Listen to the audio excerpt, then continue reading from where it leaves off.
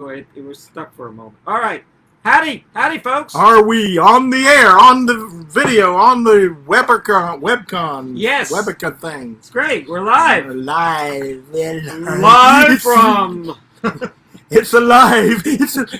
Who the hell are we? That's here. You can see the name of the thing maybe on the door. Yes. Oh, it went black. End of live video. No, it's good. It's good. You're good. Well, no, you're good. I just want to show the name of the show. Yeah. I don't know if that works. We all saw it great. Now now everyone saw the sign and nobody sees me. Yeah, this is Van Allen's attic. Open the attic. And I'm the first guest. And I'm Van Allen, and he's the first guest. But what's your name? I forgot. No, Kevin Kravitz. Kevin, Mr. Showbiz Kravitz. Mr. Showbiz. Oh, wait, I'm Kaye Lazar. Kaye Lazar. That's my real name. I haven't heard that name for 15 years. No, it isn't. It's Kevin Creosote. That's right. That's right. In my novel, which I wanted to plug, and I need to go downstairs and. Let me just do. You want to talk? I'll go get my books. Yeah. Yeah, I could talk. In a minute. I could talk. I found that we had the cursor right on the end live video. We didn't want to end the live video, so. Huh? Oh, did it end live video? No, I got it off. Oh, okay. It's almost like, if you have your finger on the pulse and you accidentally push the button, you can explode the whole thing. So you might as well keep your hand off. And other relevant things to the universe in general. Mm-hmm. Yes. And I can't talk. I've lost my voice. But how come I'm here, but I'm on the left there? Because the universe decrees that everything you do is actually backwards in reality, which isn't in the mirror or the lens of the camera. That's right. And you add 5 pounds. Oh, I tell you what happened. The law of Hollywood. I tell you what happened was we are drinking. To your health. We are drinking on the television show. Yes. Yes. I tell you. I held up like a newspaper on a recent thing like this, and I didn't realize the camera was like split, so I was looking at it normal. And when I lifted it up, everybody saw like backwards. The backwards headline. Saw the back of your head? No, the backwards headline on the thing on the newspaper. And they thought I was holding up the Pravda or the Jewish Daily Forward or something because it was all backwards. They thought you were an ambulance in the rearview mirror. That's what they thought. Yeah. Well, we're here and we're live, and this is the first dry run. Yeah. Of trying to do some kind of a communication show. Van Allen's attic. Van Allen's attic. ATTIC. I remember. Isn't that spelled right? ATTIC. I see AT&T. I see the guy driving the truck for AT&T. That's spelled right, isn't it? ATT. Yeah, he spelled it right. I think. I don't always spell. I'm dyslexic, so I'm a good speller. But I write. I can spell if I concentrate, but it's gotten worse over the years. And dyslexic doesn't mean you're stupid. It just means that your brain is wired a little different. I know all about it. And I know how to put words together. Yeah. But when in school, when I was young in school, I was head of the class with spelling, and then it gradually got worse. Oh, I'm sorry. No, well, I'm I before E. I'm just telling people that there's a lot of stuff that people don't know or is not put forward enough in society about certain learning disabilities, which aren't disabilities, but they call them disabilities. Well, there was a time, probably when you were growing up, and even when I was. But I can draw like hell, Yeah, that they dismissed children because they were, they're falling behind. And I think a lot of school they do that very wrong. Because I know if I missed a day of math class, it took me like 3 weeks to catch up. Well, I was always falling behind in math. Oh, and I never forgot that I couldn't go see the little chickens hatch out of their eggs. The rest of the class got to go see the chickens. The hatchery? Well, somebody brought them in the class next door, and they said, "Come on, kids, we're going to go to see the kids, see the chickens." And but not you, Keith. You haven't finished your arithmetic. You stay. And when it came, and nature means everything to me. I'm a nature nut. I'm an artist, and wildlife and everything. And they came back, and everybody was saying, "Oh wow, it was so exciting! The chickens were hatching. They came out, and they let me go in and see them. And later, and they were already hatched. Yeah, Just a bunch. Yeah, but a bunch of ducks at that. Yeah, time. but I wanted to see coming out of the egg. Yeah, and I missed all that. You never forget. Yeah, things like that. Well, you got them back. I got yes, I break a lot of eggs. This very morning, I on the stove.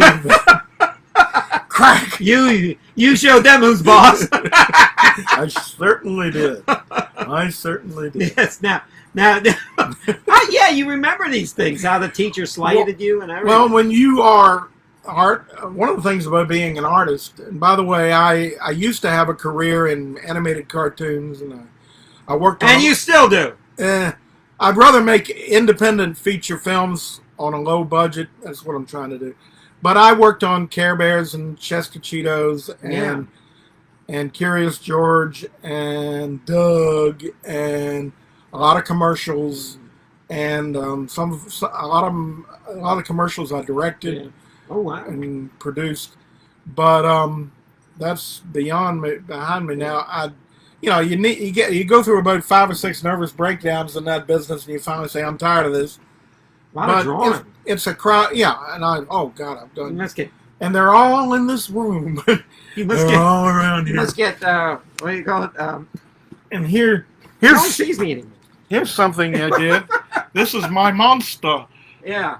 This is a horror movie, Alien, that I was working on that we were going to make on a giant paper mache monster. No, it's made of clay, and we were going to do the latex and make a head and put it on a little kid and walk around. Yeah. And my friend Al Simons, who was a talented and funny guy who died, he had bad liver, but he was working on learning how to do makeup and latex. And I did the sculpture, and what you do with that thing, you have to cover it with a covering, with another covering, and make a negative and pour all this latex in. And it's really cool stuff, but it's just sitting there now, but it'll be fun to do it. You know who else is just sitting there? Get back in the picture. Just slap the director. My fans. I'll move it the other way. This is Orson Welles, and I will put the camera where I will. All that animation you did, you know what you should do? You should bring back Gertie the dinosaur. Oh, my God. I mean, nobody has done that successfully since. Well, that's Winsor McKay, who was one of the pioneers of animation and very fine. He's also a great comic strip artist. Yeah. He did Little Nemo. Yeah. And the Dreams of a Rare Bit Fiend, and various. Of course. The Curious Mr. Bang. No, he did a series, a lot of small, but mostly he's known for Little Nemo, which are these gigantic fantasy comic strips, which are just works of art. Yeah. And for people that don't know. But anyway. All our fans know that. Yeah, I did. All our fan is out there. And I've got another fan over here that hopefully is keeping us cool. I'm fine. I hope the. I never get too hot. I can wear long I hope the audio is good. I was going to bring earphones up to test it, but anyway. We'll find out when we find play out later. Our fans will tell us how we're doing. Yeah. Go ahead back. Now, so you should also bring back Felix the cat, or Crazy Cat, and Ignat's Mouse. The cat. The wonderful, wonderful cat. I remember that. Well, you can't bring those back unless you own the damn thing. You will get a phone call from the great-grandchildren of the creator. Well, no, the holding company. It's always some holding company. Oh, yeah. And they say, "Oh, that's our rights." Yeah. And that's good. I mean, if I put a thing out there, I want the same thing to happen to me. Yeah. But I don't like it when Sonny Bono made that law trying to make it like you got to pay for everything that's 50, 70 years old. Sonny? When he was in Congress. Oh, Sonny, he passed the congressman. He made the lousy singer. Yeah. He made the pub dough. You know what pub dough is? Of course. Pub. No, it's pub dough. public domain. Oh, public domain. Oh. Yeah. Oh, I knew When it. I things just didn't know go that's free. what it was called. Well, on the internet now, you can download a lot of things, and I do. But they can block them, and they're charging. A lot of people charging for movies. I don't think they even own them, but they make it.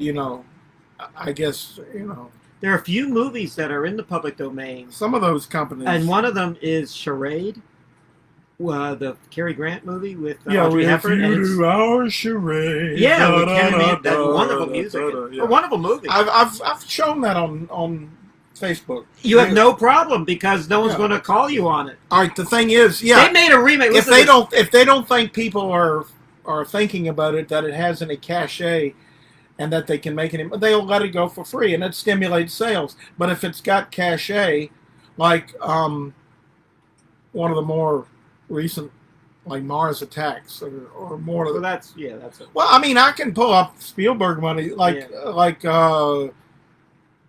what's the great UFO, Close Encounters. Yeah, you can show I've shown Close Encounters. Yeah. Now they may make a decision that, oh, this is hot now, we'll block it. And so it works. The system works, and there's always a lot of free stuff. But I think, but usually when you see these dollar CDs at the Dollar Tree, or the dollar stores, those don't pay too much attention to that. It's just there's people. a guy I went to school with. There you go. Is He Paul Lavender? Are you talking to me? Hey, Paul.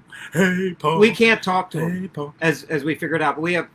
Is there a lag? This. I've done this before. And No, I'm not and let me tell expecting you, him. there's 5 people listening or watching. That once people put up things, they're commenting, which is fine. But they could very easily be not there anymore after they may post and turn it off. So Yeah. So I just do the somebody show. else is there. I just do the show and then when it's Somebody over. else. But it is a live show. James Parrish. But I tell you something. This show. That guy is very talented. He's a sound guy, and he and his brother and his sister-in-law, whatever, they sing beautifully. I call them the Parrish family singers, and I'd like you to come by here and be on the show and sing sometime. He lives up the street from me, and he's got a big studio in his home. He does fantastic sound production. All right. And stuff. Does he? He knows what to do with a lot of this stuff. Can he sing Row Your Boat? I don't know. Well, they do a lot of old In all the voices. and they do a lot of old time kind of folk gospel stuff, and they harmonize beautifully. Yes. Him and his brother and his sister-in-law, I think. Yeah. Well, these, like said about. And they cook very good steak. And Good. they had me over. Yeah, good. That's great. I live on peanuts and coffee, so I don't. I never eat. I live a lot of Crazy Richard's peanut butter. I live on. Oh, well, that's good. Yeah. Crazy Richard. How does that compare to Jif? Don't eat Jif. That's full of sugar, man. Oh, okay. If you're diabetic, stay away from Yeah. that. Why don't eat Jif? Well, no, Crazy Richards and certain other brands are nothing but peanuts. Well, that's how it should. Peanuts and peanuts, and That's you all it can should. really live on that stuff and Yeah. live healthily. And that's if you're what I do. poor, if you're a poor guy, And I'm get a poor. jar of that. Yeah, I'm poor. Boy, am I poor. But anyway, I've done a lot of stuff, and I got a name with a van in front of it, so people think I'm rich. you Yeah. know. That's They- the curse. they We think- call that the curse of the vans in our family. They think you're. They think Oh, you're. the Mrs. Van Gogh rocks They you. think you're Mr. Van Howell. Yeah. My goo. Bye, George. He wasn't even a van. Oh, love it. Love it. Gilligan, my boy. Gilligan, Mr. Howell. My favorite show. Yeah. My favorite show. Now, getting back the DVDs that you can get at the Dollar Tree, you'll see the same titles over and over again. And a lot of Hitchcock from the 1920s and 30s in England, and Charade is on there. Now, listen to this. They made a remake. You get a lot of Hitchcock. Almost all the Hitchcock is available. And what's weird, and Jamaica good copies. Yeah. And I go to the Russian website. There you go. And Well, I don't think the Russians asked for permission. But it's there. Yeah, All I it's want to do free. is watch the movie. I don't really care. There's various sites if you know where Yeah. to go. I'll pay $1 to see them. So anyway, But Netflix is legal. But I mean, there's some of those things. I think they just put up a copy and charge money, hoping you'll pay. I'm sure the people who make the movies or TV shows that they put on there. No, I'm not the Netflix. I'm Product. sure I'm talking about when they use Friends. I'm sure Netflix has contracts and stuff. Home like Improvement. I'd like to be on Netflix. I'd like to make a movie and put it on Netflix. It's hard to you should. To distribute films anymore or get people to see them. I'm working on. Make it in a foreign language. They'll put it on. I'll show you some of the artwork for my. Make it in Spanish with subtitles. Oh. Just write it phonetically and have your actors say it. Even if they don't speak. Yeah, even if they don't speak English. Even if they don't speak Spanish. Donde Expresse. Do you know Roma came out on Netflix? Que soy alivianado per pochetos me vuelvo alucinado. That means, what does it mean? It's a commercial I did for Chester Cheetos for South America. Yeah. Que soy alivianado. It is true that I'm cool, but per pochetos, but for Cheetos, me vuelvo alucinado. I go crazy. He's a real company man. Still talking about Cheetos. Well, it's a great way. It's great. I loved doing that. Yeah. I mean, there were problems with that production. My fingers. But I'm proud of the thing. But it was crazy. But doing the soundtrack was one of the neat things. You can teach yourself foreign language very easily if you're doing animation production, and as most of you probably know, to make Daffy Duck talk, you get Mel Blanc to say the voice track first. Yes. And then you animate to the voice. That's right. And you put it on big tape, and you analyze the frames, how many frames are. Now you do that in computer. But you make a chart for each frame of the movie. It used to be 24 frames a second. Now it's 30 frames. But anyway, you make a chart so where you know where to put each drawing. And when you're doing all that, you're going, hello, my name is Keith, and I'm speaking the Esperanto, or whatever. But when you speak, or you're speaking Spanish, donde este el trete, which means where's the toilet? Oh, my dad taught me that. Wait, I thought it was quarter. My dad learned that. Quarter de baño. I don't know. What quarter de baño? We went to different Spanish teachers. Well, Dad learned that in the army. He figured he'd need that, so he learned. Donde este el trete? Lavatorio. Lavatorio. When I was a kid, they used to call it the lavatory, and for the longest time, I thought it was called the laboratory. Come with me to the laboratory. Yeah, I thought it was a science room. I go in there, there's a bunch of latrines. I said, "What kind of experiment can we do with this?" I'll tell you something else. I used to think it was. People would say that guy contracted pneumonia. I thought they said ammonia, like the disinfectant. I didn't know. I couldn't put it together. You bring up an interesting point. Yeah. How do you make a contract with a disease? How do you contract now?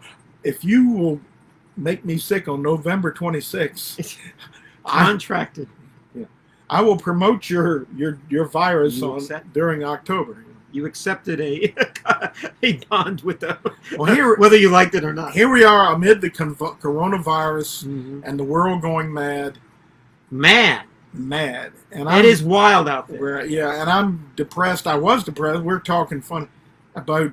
we're doing great, the two of us. The riots, the Monument Avenue stuff, I'm very mad about because my grandfather designed a good bit of Monument Avenue. It's a beautiful city. It's our beautiful city. And those statues are great works of art, and they are not offending any. What the problem is, we need more statues. And I've been proposing this since the 80s. There's a lot of great African-American heroes and people of history. Maggie Walker. Well, that was my idea. Mr. Bojangles. Yeah, well, there's already one. And, they got the tennis guy. The tennis guy. Arthur Ashe. There's so many more. Arthur Ashe, yeah. But I was trying to talk it up around town. I'm never very good at anything that has to do with raising money, but... I'm not good either. I'm good at spending it. The thing of it is, there's a whole another half of Monument Avenue that's totally blank. And it goes on for a mile and a half or something out to Horsepen Road. Yeah, it's just asking for more statues. Yes, and we could tell the whole story or give a sense in mind. Since we're the city of monuments, and they're beautiful works, and it's America history, and people come here to see these things as part of our tourism, and it's the saga. And all 8 of my great grandparents were in the Civil War on both sides, and even one was an abolitionist. Or Virginia was Lizzie Van Lew, cousin Virginia Lizzie. was the worst state for brother versus brother. Yeah. It was the battlefield. Most of the battle was here, so it is hallowed ground in that sense.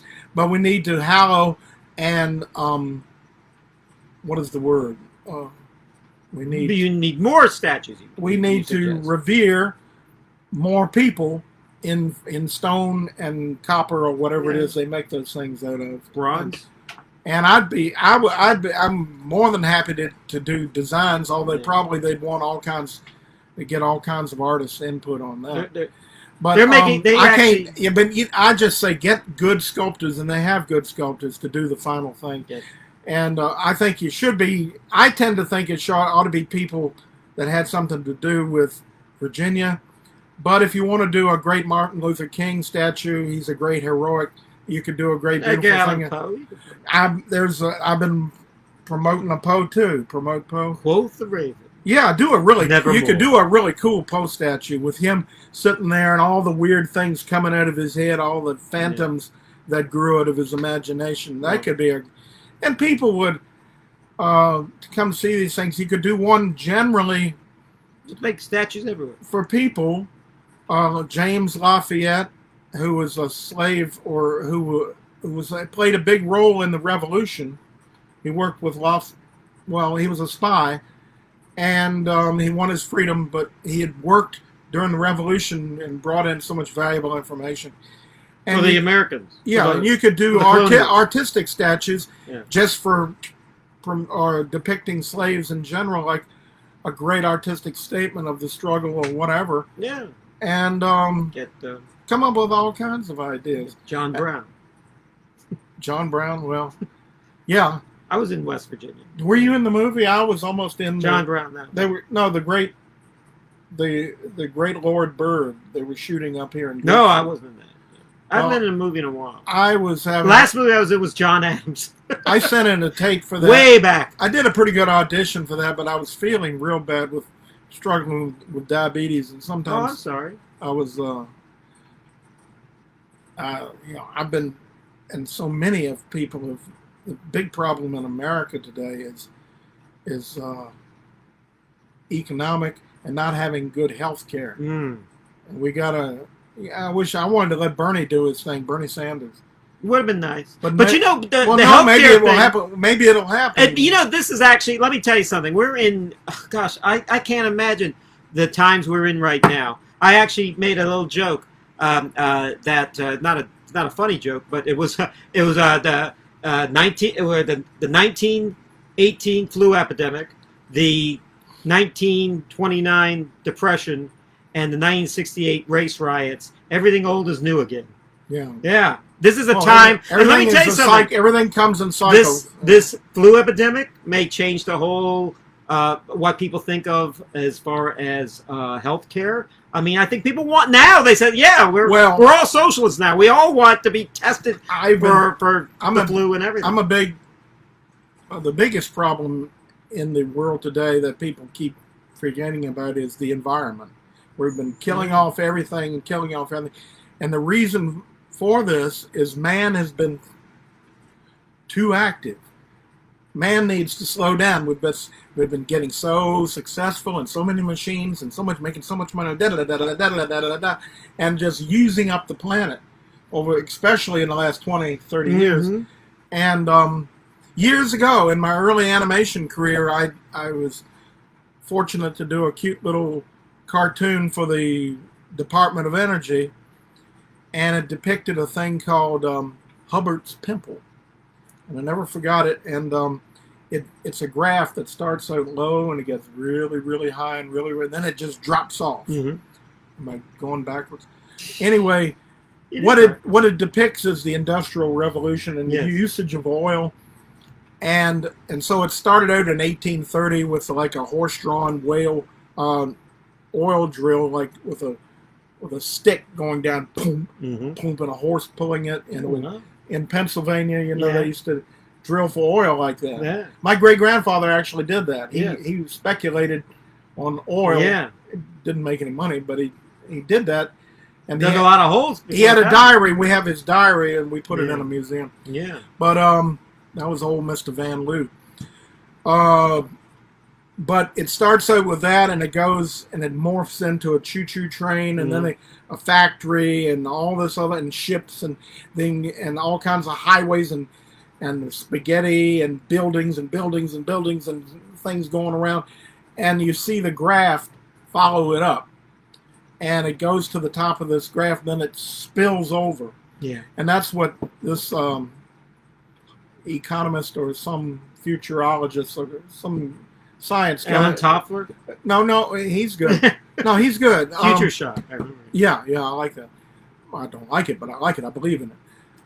You don't want it to happen, but I believe in it, so it gets cool. Prognosticating. When you're in college, it's a cool thing. Yeah. And I show it on Facebook sometimes. Just got through showing it. But Hubbard's pimple. Hubbard? Humble. No, Hubbard's pimple. Hubbard. A guy named Hubbard came up with this graph of how our usage of oil will keep going up and coming up real sharp, and then it will just drop off and we'll have like a big crash. Yeah. And have we gotten there yet? we're kind of thinking. Or is that or behind us? Well, what I'm getting, we've had a lot of the trouble COVID with thing that. is actually good. Yeah. The COVID thing We're not is, driving as much. yeah, it's slowed us down, and we're getting back to basics. There are problems to deal with, yes, and we're all dealing with those, but it forces us to get down to earth and human again. And I keep saying in the future we got to be less populated too. But I keep looking forward. You know, in science fiction, the prophets of science fiction. The big one was Gene Roddenberry's Star Trek.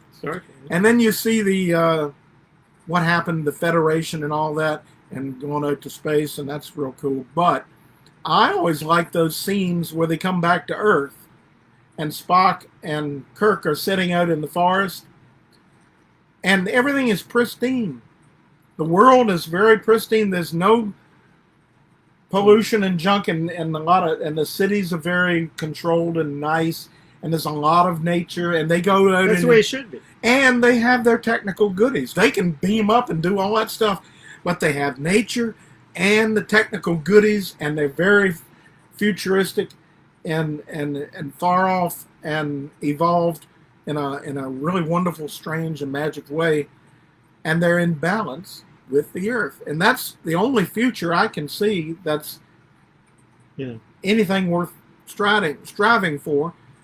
And the Earth is going to knock us down if we don't, because the Earth has ways of slapping back at us, and it seems to be doing that.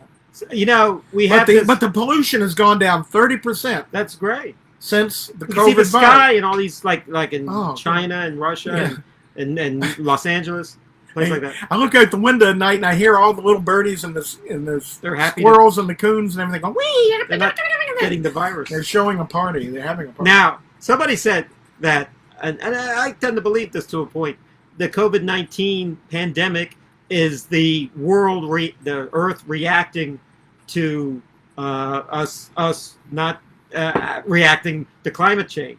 You know, we're destroying the Earth, and thus the Earth replied with this pandemic. Now, well, that's the metaphysical theory. I mean, I think there's something. I mean, I went through a lot of new age stuff, and there's an energy field, or the Earth has a consciousness, and I'm not so sure there's not truth in that. Now, and it might be the aliens. Who knows? Well, I'm not going that far, but I'll tell you something.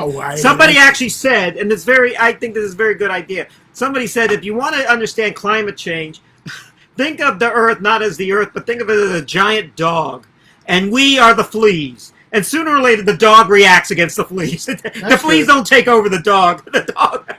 The dog. Because 200 years after a nuclear war, or we're all gone, the Earth will go back to normal, but we'll be gone. Oh, the fleas will be gone, but the dog will still be going strong. In fact, there'll be the World War III or IV will be fought between the fleas and the roaches. The fleas, yeah. They're both they're strong. And the Earth will have the helmet. They have armor-plated bodies, and they survive. But the thing about the dog, I like that. I had another dog analogy in my book, which happens to be. What's your book? Tell us about your book. I don't have it here, and I wanted to get bring it. Can you get it on Amazon? Yeah, it's on Amazon. It's on Amazon. Or just send a if you're watching this, send a message. It's a message that you'd like to buy the book, and he'll find you one. If I haven't, I bought one of your books. He's in the book. I'm in one of your books. I made a joke on another show that this is the only man who's read more books than who's written more books than he's actually read. Yes. And he appears in more books than he's actually read. Yeah. And Gorgeous George gets a slight honorable mention. Yes. Under a different name. Yes. And he's under a different name, too. You know, we call you Kevin Creosote, a well-preserved personality.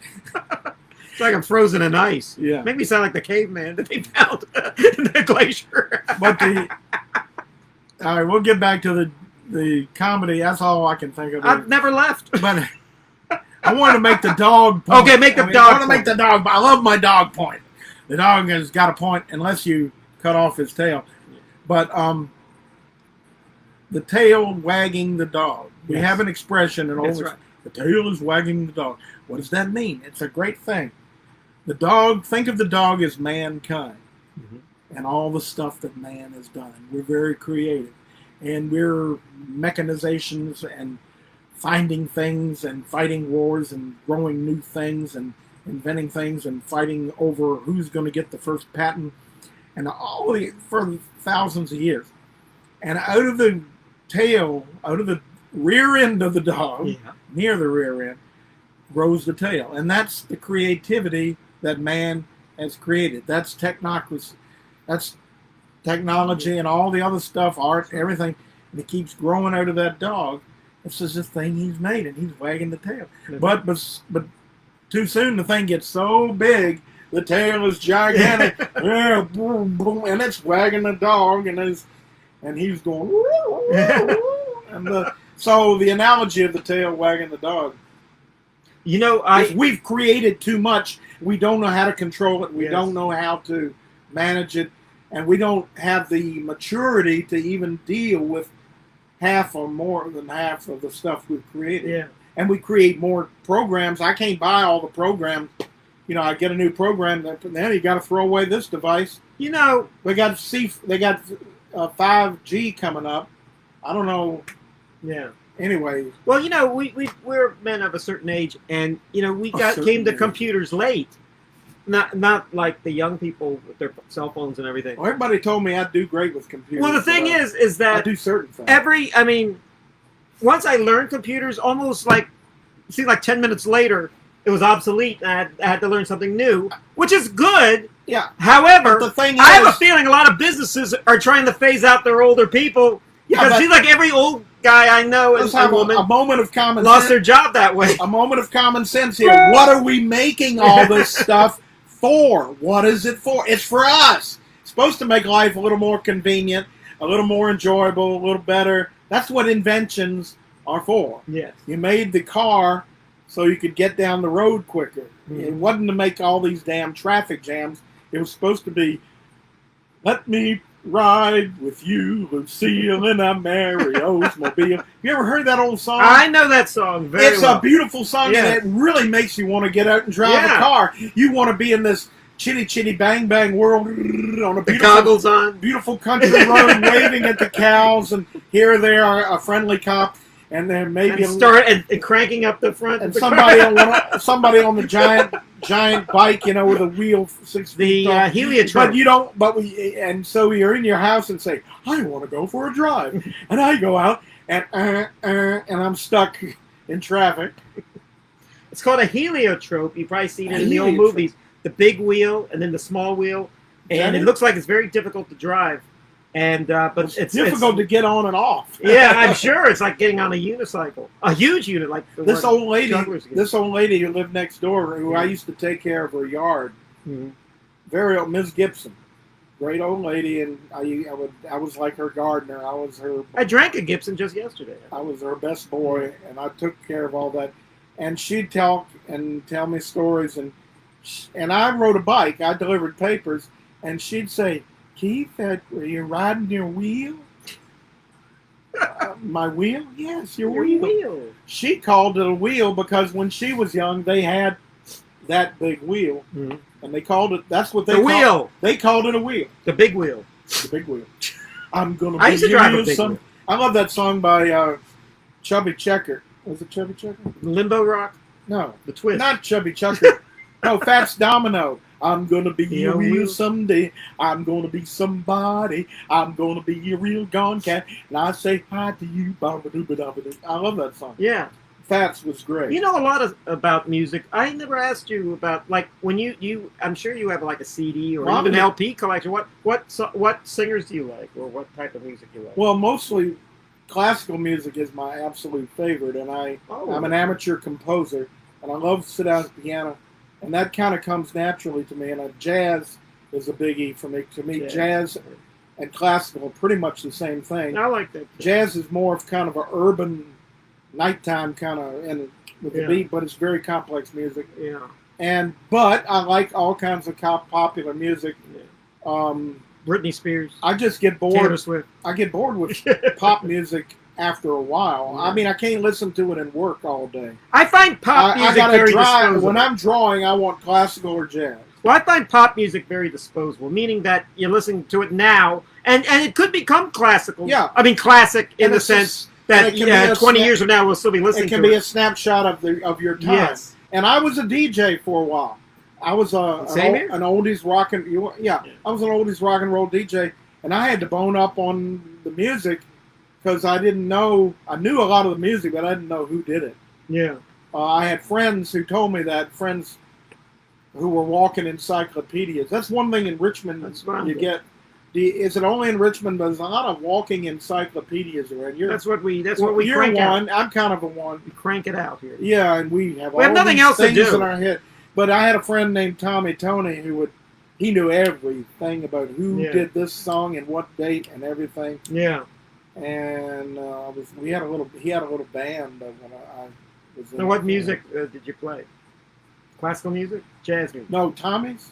No, that was just 60s and late 50s rock and roll. I mean, you played the oldies, yeah. That's what he was into, and what was your big song, or what did you like to sing?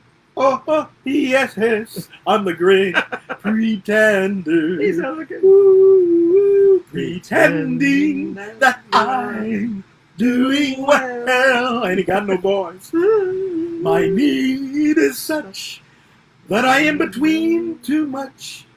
I'm the great animator. No, I used to sing that when I was animating, but doing well. Pretending that you're doing well. That's a great song. Yeah, but I love Mr. Bassman. I love Elvis. Who's Mr. Bassman? Oh, Mr. Bassman. Oh, I don't know. You got that certain something with a cuckoo and a boop boop boop boop. I don't know that song. Oh, Mr. Bassman. Who sings it? I don't know. Oh, you sing it. Yeah. I'm gonna look it up. My voice is gone. Because on YouTube you can find every song. Just about. And I tell people to go to YouTube and if you're looking for a song. You know what I'm into recently, and I think there are a few applications or websites that try to do it, but it's very difficult. Yeah. Is with me, I remember the tune, but I don't always know the name of the song. Yeah. And I want to say, well, what is this thing? And you can hum it into the microphone. And it's supposed to come up with choices about what it is. Yeah. It doesn't work too well. Well, I'll tell you how I do. But that's something somebody ought to listen, this is what I usually do. Is that if I don't know the name of a song, or it might be a complicated type of title and I don't know the whole title. So I try to get one line like, I love you, baby, in my Packard, And then I type that up on Google. I love you, baby, in my Packard, lyrics. And then all these things will turn up and the lyrics will turn up as a line in there. And then I find out the title. Well, I could find out who recorded it. That's what I usually do. Yeah. And that works more better. But I was trying to do one the other day, I can help. But my subconscious gave it to me. Yeah, okay. I was going to the door. What was the song? I was going to the door to let the cat in, and it came to me. Who let the cats in? Who let the cat? Who let the cat? No, what it was a Beatles song. Actually, a funny little. I know all the Beatles songs. It goes. It's a Christmas song. Da, da, da, da. Oh, on a Christmas time. Oh, no, that's not a Beatles. It is. It's a Paul McCartney song. Well, okay. I mean, it came out after. It came out after. It came out with Paul. Well, anyway, Beatles had, believe it or not, had Christmas albums. I've never heard of them. They're like bootlegs. All on a Christmas time. I get a song in my head and I can't get it They're out. basically the Beatles just singing a cappella to Christmas songs in like parties. I mean, but you said it was Paul McCartney, was it? No, but that's a real song he recorded. I mean, it's always important. Did he record it with the Beatles No. or with his group? Yeah. He did it with Wings or whatever band he was with at the time. But this is how you do it. When you're a popular singer, you always try to crank out a Christmas song or a Christmas album that will hopefully it'll stick. And they used to print them in green and red. On well, green the thing and is, red plastic, there's more to it than that. What happens is if you're like everyone in music has their day, and then no one bothers with them anymore. If you think of if you can create one great Christmas song like Bing Crosby did, or Nat King Cole did, or somebody like that. Now, the best example of that is Mariah Carey. She had a song. It's coffee. I want to smell you. I want to compare. I want to experiment. I want to do an experiment. Now, it was pointed out by Jimmy Fallon that because she has that big hit, Christmas song, Mariah Carey. Oh yeah. That she's good. All I Want for Christmas Is You. Now, it doesn't matter if her career goes in the toilet. Every Christmas, they bring her back on talk shows. They bring her back on concerts, and she can sing that song, and then she's good for another year. They just play the video, like she did a great. But I mean, it keeps her there. She did a great version of Old Lang Syne. You know, Jose Feliciano. Do you know? I mean, he's been recording. My fleas, they got snot. No. He's been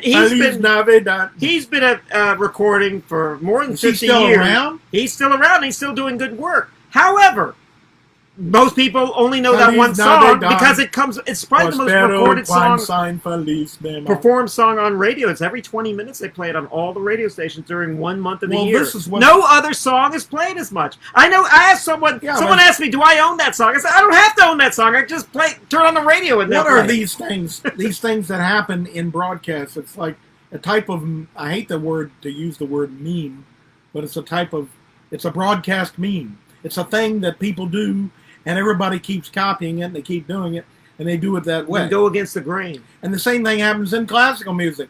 They're always playing, they got their top 40, and I love the great, I love Tchaikovsky, First Symphony, or whatever, different ones, and I love Rhapsody in Blue, and a lot of other ones, and then they played them too much, and then you get tired of hearing your favorite thing. It's all out there, and there are things that George Gershwin did, which are very rare and they don't play, which are very good. You mean songs?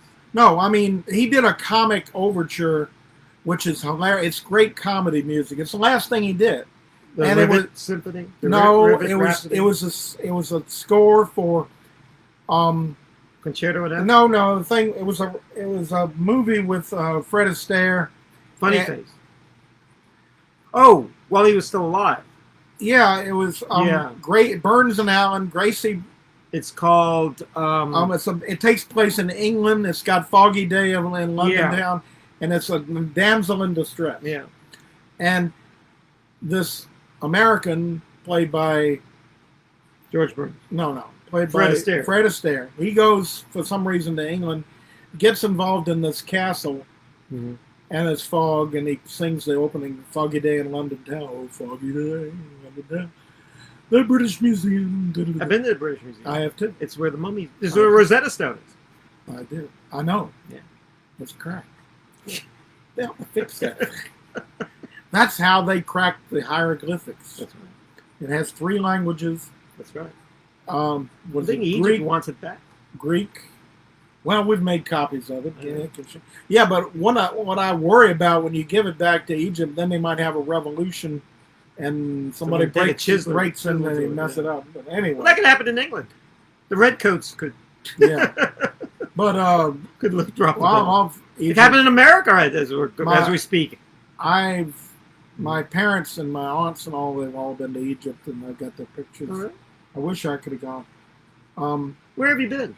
Although I get a little depressed about Egypt. I think I had a past life where some psychic told me I was buried in a tomb with a pharaoh. That would depress you. I was one of those guys. You were one of the guys with the with the fan. Okay, I'm chiseling. Isn't this tomb beautiful? Look, it's my masterpiece. And what? You're closing the door. What happened? Good thing they didn't throw you on the funeral pyre like they do in India. All the servants for the. I'd almost rather do that than being suffocated. Yeah. Now, I always wanted to be, when I died, to be set in the burning Volkswagen and set loose on the Santa Monica Freeway. Me, that's you know what I want them to do for me? You know what I want them to do for me? I want to be cremated. Listen to this, and I want all my ashes to be put in like shampoo samples, and then I'm going to run that by me again. Ashes put in shampoo samples. No, just a pinch. And then they'll send it. To Kevin. No, I'm not finished.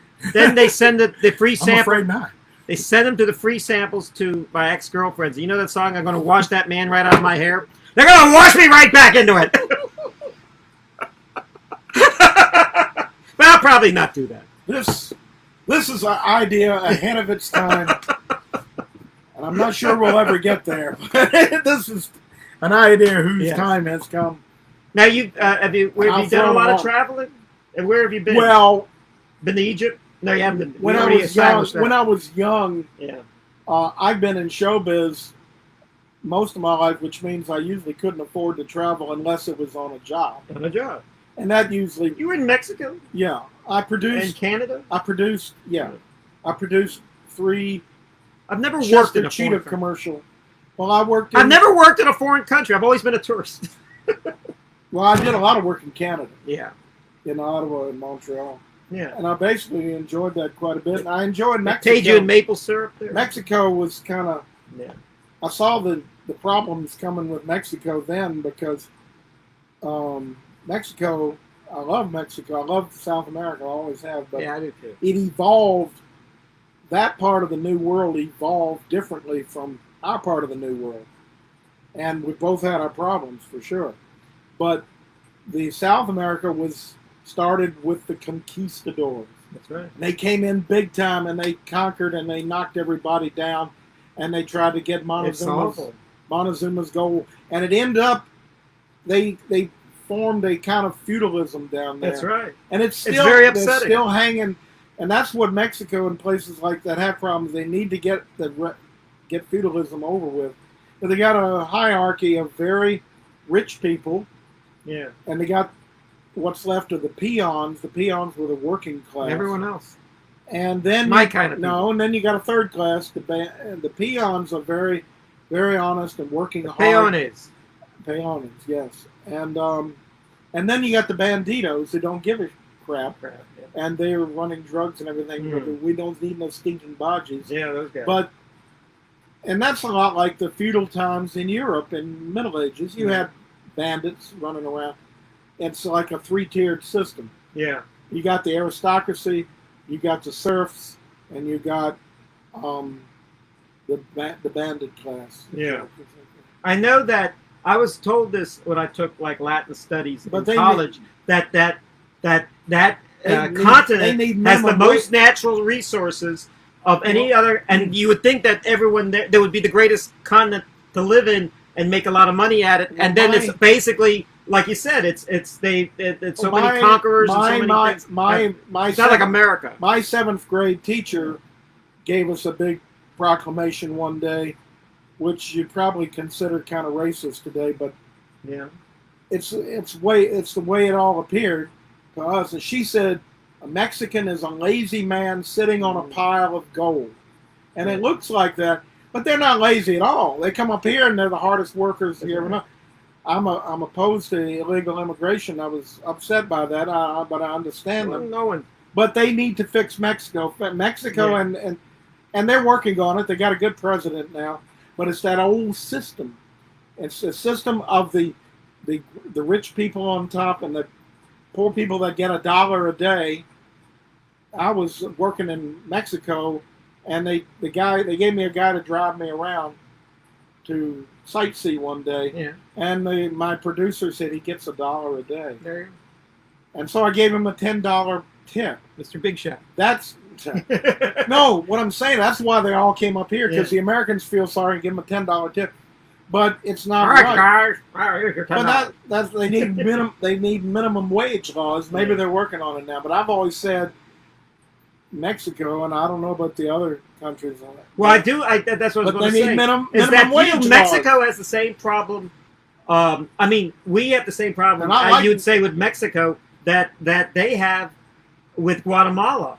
Because they want to because the people in Guatemala is even worse off than the people in Mexico. They want to come to Mexico. And Guatemala's full of warlords terrorizing it's pretty rough. The peasantry, and somebody's got to shoot those damn.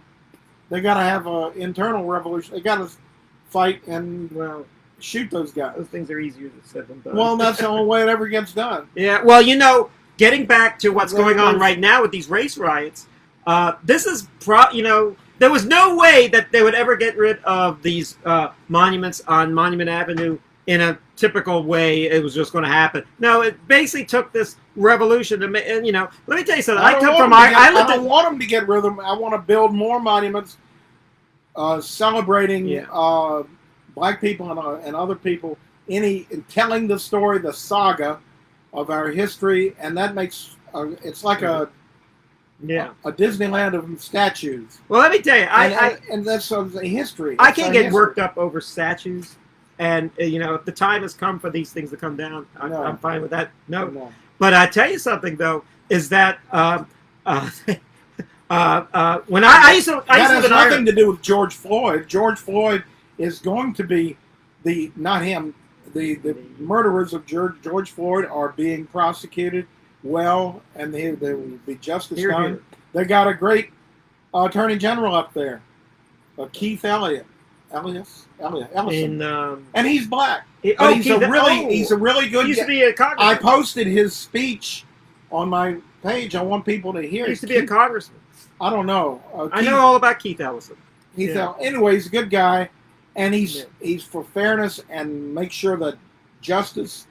Right down the line. That's what all attorney generals do. And if you were mad about George Floyd's death, go and protest and get your legal aids.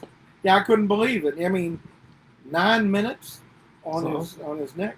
It's terrible. They gotta. It's hard to believe. Go to their courthouse, get your legals, and work the system. And that's what it's there for. We got good laws on the books, and sometimes they don't always work perfectly, but you got to work the system. Let me tell you something. When I was living in Ireland, they got too much high rich and low poor in Minneapolis. Yeah. I saw that on TV. There was a big disparity. There was a rebellion in 1916 in Ireland, and it was over in about 1922. And with what goes on in Ireland today, you have the 6 counties that are still run by England, and then Irish. Independent, used to be called the Irish Free State. Now it's just the Republic of Ireland. Now what happened was, for 50 years, they still had all these British statues of Lord Wellington, Lord Nelson. That's the thing. In Europe, people love their old statues, no matter who they are. You got Henry VIII statue. And they make jokes. Henry VIII is great. The guy chopped off a bunch of heads and that's our history. But if you try to tear down that statue, they'd complain like hell. Oh, this is the ambiance. This is culture. Yeah. You make your jokes about the guy or whatever, but it's history. But let me tell you what happened in Ireland. And it's rich. I remember I said 1916. The rebellion started in 1966, the 50th anniversary, right before the date came, which is I think somewhere in June or somewhere. You spent a lot of time over there. Yeah. Oh yeah. And what happened was. They blew up something as big as the Washington. Let me say, they blew up something as big as the Washington Monument in the middle of Ireland, which was called the Wellington Nelson Pillar. It was called. There's still one out in the suburbs of Ireland, the Wellington Pillar, but the Nelson Pillar was blown up. They never caught anyone. The IRA took credit for it and everything, and they just kind of let it happen. Guess what? They never rebuilt it. they were Yeah, kind of because- glad that thing Yeah, was but this is gone, different. even though it was an act of And terrorism. Robert E. Lee was a very honorable man. He was a kindly man. He was a very talented general who simply could not raise a sword against his own country. They wanted him to lead the North against the South. He just couldn't do it, and he led the Confederacy, and they fought those battles and everything. And he may have even thrown the Battle of Gettysburg. They keep making a big thing about what happened at Pickett's charge. If he had charged as he was supposed to at Pickett's charge, the war might have been different. He was a supreme strategist. He probably knew that. He probably knew the cause was lost. And by the way, the man let go of his slaves before the end of the war. He had arranged to do that. Made a contract. It's about damn time. Listen, no, you can't judge history. You can't judge another time by this time. Yeah. You know, slavery and all that was a great evil, but it's what happened, and it was started. I mean, our country was founded in the 1600s. Slaves there, and it started in. There's slaves everywhere, in all the colonial Arabia and in Africa. There were Africans who sold slaves. Well, that's true. That's true. African chiefs sold their slaves to the slave traders, and the country got going in that type of business. And it wasn't just the South; the North were the ones that made the profits. Well, actually, the North. What I get mad about the most are sanctimonious, crazy Northerners. Not all Northerners. I'm part Yankee myself, and I got wonderful people. But there are some who are really, to use that old word, sanctimonious. They love to just point down and point down the finger and say, "Ah, you Southerners!" And you're holding us all back. Well, my mother used to get into arguments with her Yankee friends, and she'd say, "Well, you know, we got a thing in the South, and it's called manners, and by God, we use them." And she was right about that. And not all Yankees, no. I'm a big devotee of I like Babe Ruth. Nathaniel Hawthorne. Babe Ruth was a good Yankee. Yes, he was. The Mickey Man, Joe DiMaggio. The Babe. Anyway, let me tell you. But what's right is right, what's wrong is actually, wrong. let me tell you. Get the facts. I'll tell you what happened. Well, I mean, and you know this. There was slavery was all over America, the 13 colonies, and then all over, and then pretty much in, I guess, in the 1840s, it was sort of the phasing out in the North. But the South still kept it going, and the South depended on it because it was an agricultural economy. They made the cotton and all the other stuff, and they shipped it up north, and they made profits on it. That's what happened. We got the cat. Let me tell you something. Do you know that the North had rocky soil. They couldn't. Slavery. It was all economic. The slavery didn't work up there. I tell you, sadly, this is a sad part of history. It's that no great society ever made it without slavery. The Phoenicians, the Egyptians, the Americans, the French, the English, all had slavery. I don't know about that. Tell me a great society since America. Well, see, America's the last one. America's the new experiment in a new way for the future. Yeah. And it was born here. A lot of the ideas, not totally born here, but the Age of Enlightenment. And America was a great proving ground to start with a new clean slate and everything. All you got to do is kill off all the Indians and everything, and you got to kill. But anyway, I got all these things in my body. I got North, South, all the whole Civil War fighting in my genes.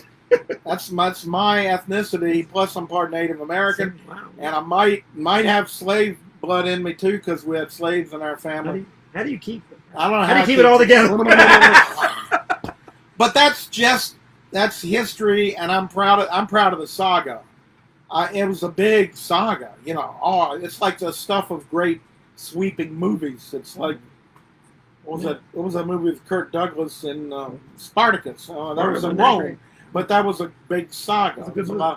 It's a good movie, but it's about a lot of bad, weird stuff happening. And so these are the sagas, and they're in the past.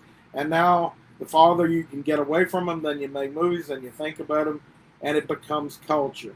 Yeah. It comes boiled down. You boil it down, and it becomes stuff of the old times and the stories. And where are you without that? You're going to just wipe away big riots and act like Charles Manson and because of what happened in Minneapolis. Which is a nice place. You expect something like this to happen in like they have a thing up there they Atlanta call, or something. I love Minneapolis, but they have a thing up there they call Minneapolis, Minnesota nice. I saw it on TV, but they say it's not so nice if you're black. And they got a lot of very rich people in Minneapolis that own Fortune 500 people, and that's where 3M is. But every city and place has its own little problems. Now, before Ferguson, what was that? Missouri. No, when? It was in the fall, I believe. Oh, yeah. I believe. But in August or so, before Ferguson happened, I was having this great discussion with a lot of black ladies at Martin's, at the checkout counter, and we were saying, yeah, things have changed. It was really, there was a lot of good feeling, and it still is. Yeah. I mean, I go to the Y. I got so many friends, great friends, who are black and other people, and we all get along great. And we're working together. And what does this have to do? What do we need rioting for here? All my friends are Jewish. Well, I don't know anyone else except you. I got a lot. Except you. Yeah. Well, I might have some of that too. Wow. My great grandmother was a Meyer from New York, and I don't know. Oh, yeah. It sounds like anyway. But anyway, it's history. I love history, and if you don't, like you said, if you don't know your history, you're doomed to repeat it. Yes. And like I said, and what is the future? It's a big blank. And what is the now? They talk about being in the moment. Mm-hmm. Well, you can't really do that unless you have a history. You can't even make the slightest judgment about anything if you don't have thought. If you haven't filled up your brain with a lot of knowledge from what you've been doing since birth. You can't learn enough. You got to know it all. I know, right. But you have plans for the future, and you try to be in the moment. But the moment, here it comes, boom, boom, there it goes. It's gone. And the best way to be in the moment is dancing. Da da da da da da. That's every frame of film. Yeah. And but if you don't have a sense of culture and knowledge and all that stuff and great recipes, food and all that, there's nothing in life worth doing. That's right. Because when you start out at birth, you may bring a bunch of stuff in from a previous incarnation. Yeah. I like to talk about reincarnation. Yeah. I don't want to press that. We can talk about this next week. We're out of time. Yeah, we're out of time. And I had so much to talk to you about. And on my notes it says page 2. We barely got through anything. And it's all over. But let's do it again. I hope everybody enjoyed themselves, and we'll try to do it again. We'll do it again, maybe next week. In Van Allen's attic. If we can find room. The other hand. All right. Bye-bye. Welcome to Van Allen's attic. No. Hope you enjoy the show. Yeah. Not welcome. Goodbye. Yeah. Last word. There you go.